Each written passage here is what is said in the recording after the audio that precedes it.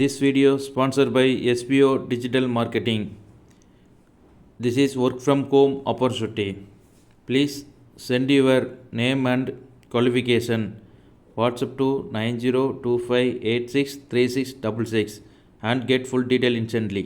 Skip பண்ணாதீங்க. பெரிய தப்பு. தினம் ₹300 சம்பாதிக்க அரிய வாய்ப்பு. இன்ஸ்டாகிராம், ஃபேஸ்புக் பயன்படுத்த தெரிந்தால் போதும். Content post and content publishing மூலமா தினம் ₹300 சம்பாதிக்கலாம். இந்த வேலை செய்ய 5 நிமிடம் போதும். Work training support, group communication support, all language customer live chat support, முக்கியமா சொந்தமா ஒரு பிசினஸ் ஸ்டார்ட் பண்ற அளவுக்கு உங்களால கற்றுக்கொள்ளவும் முடியும், சம்பாதிக்கவும் முடியும். இந்த வேலை வாய்ப்பு வழங்குவது 5 வருடத்திற்கு மேல ரன் ஆகிட்டு இருக்க நம்ம தமிழ்நாட்டு company school of business organisation private limited. மேலும் விவரங்களுக்கு டிஸ்கிரிப்ஷன்ல கொடுத்திருக்க நம்பருக்கு வாட்ஸ்அப் பண்ணுங்க. சில அவமானங்களை சந்திச்சே தீர வேண்டியிருக்கு. என்ன பண்ணுறது, காலம் அப்படி. அவமானப்படுறவங்க உடனே அடங்கி போய்டுறது தான் உலக வழக்கம். அவமானப்பட்டால் உடனே சீறி எழறவங்களும் உண்டு. ஆனால் அதையே ஒரு சவாலாக எடுத்துக்கிட்டு முன்னுக்கு வர்றவங்களும் சில பேர் இருக்கிறாங்க. அவங்க ரொம்ப அபூர்வம். இன்றைக்கி மனோதத்துவ நிபுணர்கள்லாம் என்ன சொல்கிறாங்க தெரியுமா? அவமானப்பட்டுட்டா உடனே அடங்கி போயிடக்கூடாதான். அதையே ஒரு சவாலாக எடுத்துக்கிட்டு மனசில் ஒரு வைராக்கியத்தோடு முயற்சி பண்ணினா வாழ்க்கையில் எல்லாரும் முன்னேறலாமா. அவமானங்கிறத நாம் வைராக்கியமாக மாற்றிக்கணும். அதுதான் வெற்றிக்கு வழி.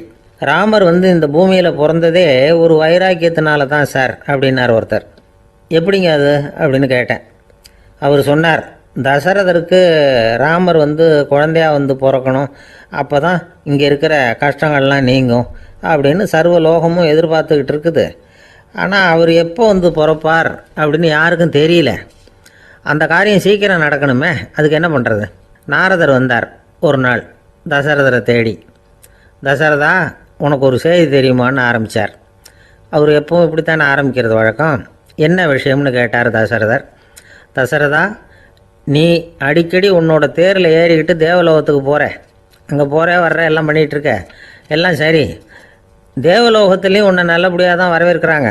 தேவேந்திரன் உன்னை பிரியமாக அழைச்சிட்டு போய் தன்னுடைய அரியாசனத்திலேயே தனக்கு பக்கத்திலேயே உட்கார வைக்கிறான்.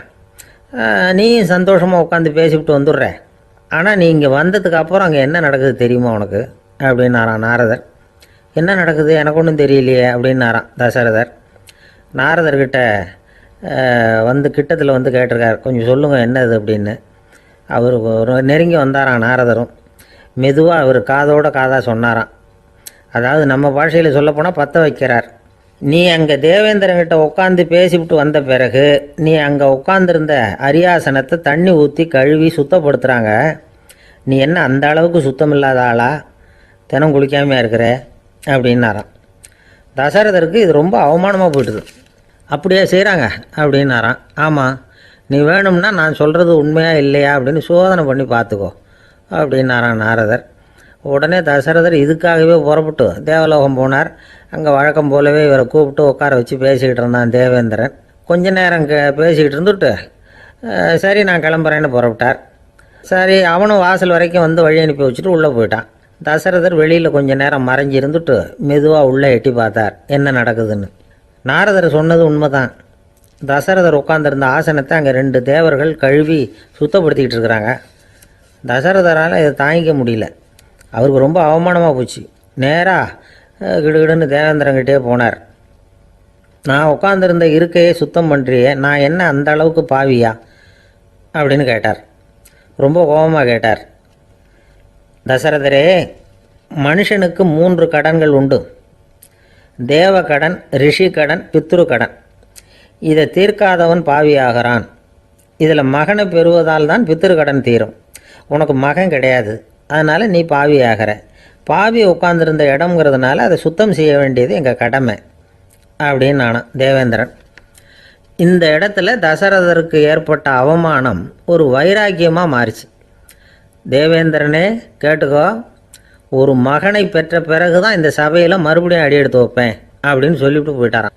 போய் புத்திர காமேஷ் யாகம் பண்ணார். புத்திரர்கள் பிறந்தார்கள். இந்த கதையில் உள்ள கருத்து என்னென்னா, தேவேந்திரன் தசரதரை அப்படி அவமானப்படுத்தலைன்னா அவருக்கு இப்படி ஒரு வைராக்கியம் பிறந்திருக்குமா?